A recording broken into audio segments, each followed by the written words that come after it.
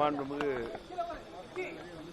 கழகத்துடைய பொதுச் செயலாளர், முன்னாள் முதலமைச்சர், எதிர்க்கட்சி தலைவர், வருங்கால முதலமைச்சர் எடப்பாடியார் ஆணையின்படி தேசிய முற்போக்கு திராவிட கழகத்துடைய தலைவர்,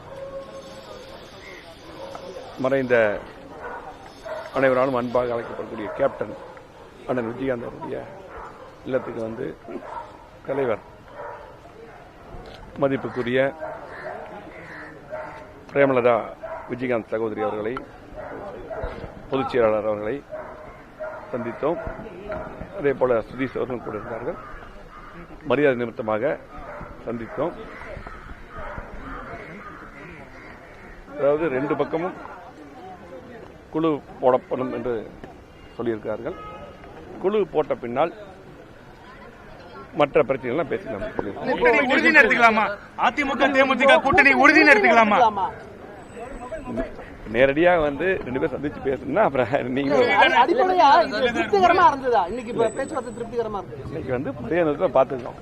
ரெண்டு பக்கம் குழு போடுவாங்க, அதுக்கப்புறம் பேச்சுவார்த்தை நடக்கும். நன்றி.